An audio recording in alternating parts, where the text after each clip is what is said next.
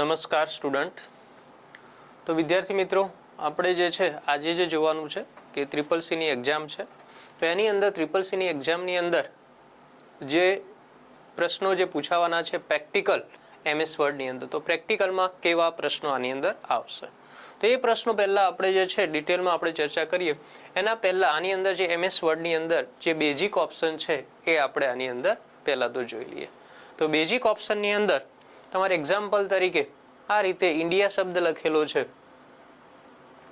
તો ઇન્ડિયા શબ્દની અંદર બેઝિક જે છે ઓપ્શનો આપણે આની અંદર વાત કરીએ તો બેઝિક ઓપ્શનોની અંદર તમારે જે છે આની અંદર જે ઓપ્શનો આવશે, તો બેઝિક ઓપ્શનોની અંદર અહીંયા જે પહેલા તો પ્રશ્નો આની અંદર છે કે એને લગતા ફોન્ટ, એની સાઇઝ અને એને લગતા બધા જે પ્રશ્નો છે તમારે એ અહીંયા આવશે. બરાબર. તો કોઈ પણ વસ્તુ, ધારો કે આપણે આ ઇન્ડિયા શબ્દ છે તો ઇન્ડિયા શબ્દને આ રીતે સિલેક્ટ કરી નાખવાનો, અને ઇન્ડિયા શબ્દને સિલેક્ટ કરો પછી એમાં જે છે તમારે ડિટેલમાં આની અંદર આપવા હોય કે ફોન્ટ આની અંદર ટાઈમ્સ રોમન રાખવાની છે, ફોન્ટની સાઇઝ અહીંયાથી કરી તમે ચેન્જ કરી શકો, મોટો એથી સાઇઝ મોટી થશે, અહીંયા જે થોડું ડિક્રીઝ વાળું છે તો અહીંયાથી નાનું કરી શકો, અને બોલ્ડ છે કે કાટા અક્ષરો કરવા હોય એના માટે છે, પછી ઇટાલિક અક્ષરો ત્રાંસા કરવા હોય અને અંડરલાઈન આપવી હોય તો એના માટે આ છે. તો આ બેઝિક ઓપ્શન આની અંદર આપેલા છે. બરાબર. તો બેઝિક ઓપ્શન એની અંદર આપણે વાત કરીએ તો આ જે છે ઓપ્શનો આની અંદર છે, બોલ્ડ, પછી ઇટાલિક, અંડરલાઈન. બરાબર. તો આ ઓપ્શનો આની અંદર છે.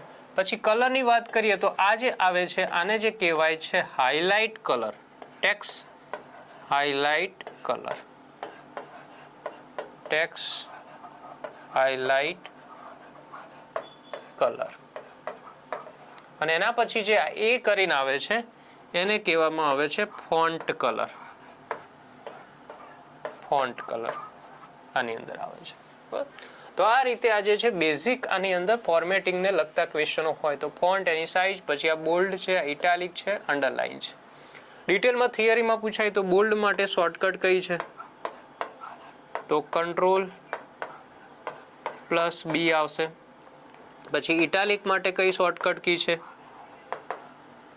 તો Ctrl+I આવશે. પછી જે છે અંડરલાઇન માટે કઈ શોર્ટકટ કી છે, તો Ctrl+U. તો એ રીતેના આની અંદર પ્રશ્નો આની અંદર આવે. હવે બીજું આપણે વાત કરીએ આની અંદર, તો આમાં અલાઇનમેન્ટ એક આવે છે. બરાબર. ક્વેશ્ચન એક આવે તો અહીંયા અલાઇનમેન્ટ આપેલા છે. તો આ જે છે અલાઇનમેન્ટની અંદર અહીંયા 4 અલાઇનમેન્ટ છે. એમાં પહેલું જે છે ડાબી બાજુ તમે જે લખ્યું હોય એને ડાબી બાજુ લાવવું હોય તો આને કહેવાય લેફ્ટ અલાઇનમેન્ટ, લેફ્ટ. પછી આ જે છે વચ્ચે લાવવા માટે છે તો એને કહેવામાં આવે છે સેન્ટર અલાઇનમેન્ટ. પછી આ બાજુ જે આવે છે એ રાઈટ અલાઇનમેન્ટ, અને આ બાજુ જે છે જસ્ટિફાય. તો કેટલા પ્રકારના અલાઇનમેન્ટ છે થિયરીમાં પ્રશ્ન આવે તો 4 પ્રકારના અલાઇનમેન્ટ હોય છે. લેફ્ટ સાઈડ ડાબી બાજુ લખવા માટે આ જે ટેક્સ્ટ લખ્યું છે ને આ ડાબી બાજુ છે. પછી સેન્ટર કે આ લખ્યું હોય એને વચ્ચે લાવવું હોય તો સેન્ટર કરવાનું અહીંયા. પછી રાઈટ સાઈડ આવવું હોય તો અહીંયા રાઈટ સાઈડ, અને જસ્ટિફાઈ કરવું હોય તો અહીંયાથી જે છે જસ્ટિફાઈ. તો આ રીતેનું અલાઇનમેન્ટનો પ્રશ્ન આવે તો ત્યાંથી છે. બરાબર. અને બીજો એક આપણે પ્રશ્ન કે કોઈ પણ આપણે જે છે આની અંદર તમે પેપર આની અંદર કોઈ પણ આની અંદર ફાઇલ તમે આની અંદર બનાવો તો એના પેપરની સાઇઝ ને એ બધું એડજસ્ટ કરવું હોય તો એના માટે ક્યાં જવાનું. આ જે છે ને આ ટેબ છે, હોમ છે, ઇન્સર્ટ, ડિઝાઇન, લેઆઉટ, આ બધા ટેબ આપેલા છે. બરાબર. તો એની અંદર જે છે તમારે જે છે આની અંદર લેઆઉટ એક આવે છે. લેઆઉટની અંદર આની અંદર ડિટેલમાં તમારે જે છે આની અંદર લેઆઉટની અંદર તમે જશો તો લેઆઉટની અંદર આવે છે પેપરની સાઇઝ. સાઇઝ લખેલું છે પેપર સાઇઝ, કે તમે પ્રિન્ટ નીકાળો તો એ કઈ સાઇઝ છે. બરાબર. A4 સાઇઝ હોય છે જનરલી, પછી બહુ લાંબુ પેજ હોય તો લીગલ છે, પછી A3 પેજ હોય છે, પછી લેટર હોય છે. તો આ રીતે અલગ અલગ આની અંદર આપેલા હોય છે. તો આ રીતે સાઇઝ કઈ હોય તો ત્યાંથી. અને બીજું આવે માર્જિંગ. તો માર્જિંગ એટલે શું છે કે તમે જે લખ્યું હોય તો એની અંદર જમણી બાજુ કેટલી જગ્યા રાખવી છે, આ બાજુ ડાબી બાજુ કેટલી રાખવી છે, ઉપર નીચે, કે જ્યાં જગ્યા રહે કે બ્લેન્ક પેજ રહે તો તમે પ્રિન્ટ નીકાળો તે કપાય નહીં. તો એને લગતા બધા જ ઓપ્શનો તમારે ક્યાં આવે છે? લેઆઉટની અંદર આવે છે. તો આટલા આની અંદર લેઆઉટની અંદર પેપની સાઇઝ અને માર્જિન, બરોબર. બીજા પ્રશ્નો આપણે આગળ જઈશું. અને બીજું જે આવે તો હોમની અંદર જે આપણે જોયું હતું કે હોમની અંદર કયા કયા ઓપ્શનો આવે છે, તો હોમની અંદર જે ઓપ્શનો આવે છે એ બેઝિક, આની અંદર બોલ્ડ, ઇટાલિક, અંડરલાઇન, ફોન્ટ, એની સાઇઝ, બરોબર. તો હવે આપણે જોઈએ કે તમારે એક્ઝામની અંદર કેવું હશે કે પહેલા આ જે આપેલું છે એ પ્રમાણે તમારે લખવાનું હશે કે પેપરમાં આ રીતે ઇન્ડિયા કરીને આ રીતે લખેલું આપ્યું હશે તો પહેલા તમારે ટાઈપ કરવાનું હોય છે. ફોન્ટ કંઈ ના કીધા, બાય ડિફોલ્ટ જે ફોન્ટ આવતા હોય અને જે સાઇઝ આવતી હોય એ તમારે રાખવાની. તો ફાઇલ આપણે આવી રીતે બનાવી હોય તો કેવી રીતે પહેલા તો બનાવવાની? તો ફાઇલ માટે આની અંદર પહેલા તો તમારા નામનું ફોલ્ડર બનાવવાનું હશે. તો તમારે જે છે રાઈટ ક્લિક કરી, રાઈટ ક્લિક પછી ન્યૂ અને અહીંયા ફોલ્ડર, ન્યૂની અંદર જશો એમાં ફોલ્ડર આ રીતે હશે. ત્યાં ફોલ્ડર ઉપર ક્લિક કરીને તમારો રોલ નંબર કીધો હોય અથવા તમારું નામ કીધું હોય તો એ રોલ નંબર જે કીધો હોય એક્ઝામ્પલ તરીકે એ તમારે લખવાનું હશે. એના પછી એન્ટર કરવાનું. એટલે જો આની અંદર ફરી બીજું ફોલ્ડર કીધું હોય તો રાઈટ ક્લિક કરી, ન્યૂ કરી અને ફોલ્ડર. અને ડાયરેક્ટ ફાઇલ કીધી હોય તો રાઈટ ક્લિક કરી, ન્યૂ કરી અને અહીંયા જે આવશે આપણે વર્ડની અંદર બનાવવું હોય તો અહીંયાથી સિલેક્ટ કરવાનું, તમારે ધ્યાન રાખવાનું માઇક્રોસોફ્ટ વર્ડ ડોક્યુમેન્ટ, બરોબર. તો આની અંદર તમારે શું કરવાનું છે? રાઈટ ક્લિક કરી, ન્યૂ કરી અને અહીંયાથી માઇક્રોસોફ્ટ વર્ડ ડોક્યુમેન્ટ અને પછી આ ફાઇલનું નામ એક્ઝામ્પલ તરીકે આ વર્ડની ફાઇલનું નામ આપવાનું કીધું છે ઇન્ડિયા, તો તમારે એ ફાઇલનું નામ આપી દેવાનું ઇન્ડિયા અને પછી ડબલ એન્ટર કરશો એટલે આ રીતે ફાઇલ ખુલી જશે. અને આ રીતે ફાઇલ ખુલી જાય પછી તમારે જે છે અહીંયા ફોન્ટ અને સાઇઝ પહેલા કંઈ ના કહ્યું હોય જે બાય ડિફોલ્ટ આવતા હોય કેલિબ્રી ફોન્ટ હશે અને સાઇઝ 11 હશે તો એ જ રાખવાના.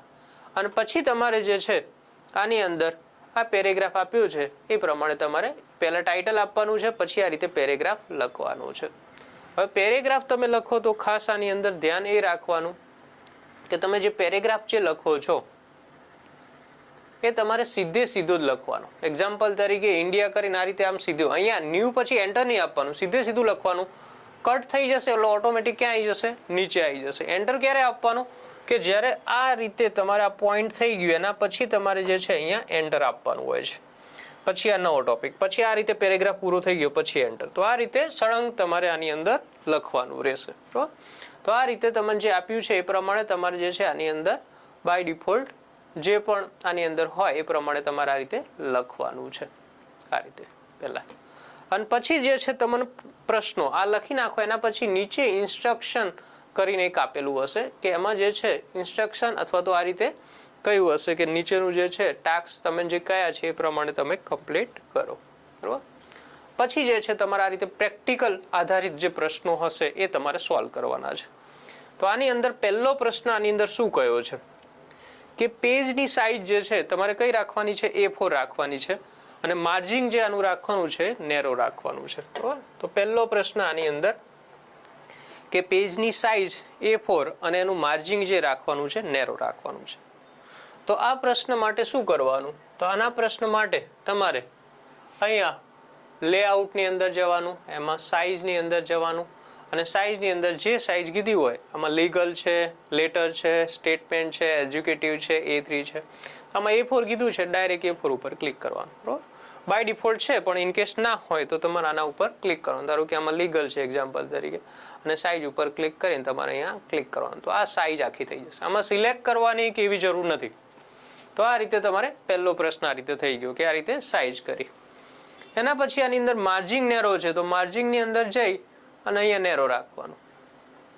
અહીંયા છે નેરો એટલે શું થાય કે તમે જે છે પેજ લખશો તો એમાં જે છે જ્યાં બ્લેન્ક સ્પેસ રહેશે કે ડાબી ઉપર નીચે ડાબી બાજુ જમણી બાજુ એમાં 0.5 ની જગ્યા રહેશે. તો નેરો ઉપર કીધું છે તો નેરો ઉપર ખાલી ક્લિક કરવાનું. તો આ રીતે ક્લિક કરવાનું. તો આ રીતે સાઇઝ આવી જશે. ઇન કેસ અલગ અલગ કઈ હોય તો છેલ્લું ઓપ્શન આની અંદર છે કસ્ટમ માર્જિન કે ઉપર આટલું આપો, નીચે બોટમમાં આટલું આપો, લેફ્ટ સાઈડ આટલું આપો, રાઈટ. તો એ તમે જે છે કસ્ટમ માર્જિનમાં જઈ શકો. તો આ રીતે તમારે જે છે પહેલો પ્રશ્ન આપણે લેઆઉટની અંદર જોયો તો એ રીતે પ્રશ્ન સોલ્વ કરવાનો છે. એના પછી આની અંદર ક્વેશ્ચન છે make heading font size 22 and bold and underline. તો આપણે સાઇઝ જે છે આની 22 રાખવાની છે. હોમની અંદર જવાનું, અહીંયા ફોન્ટની સાઇઝ અહીંયા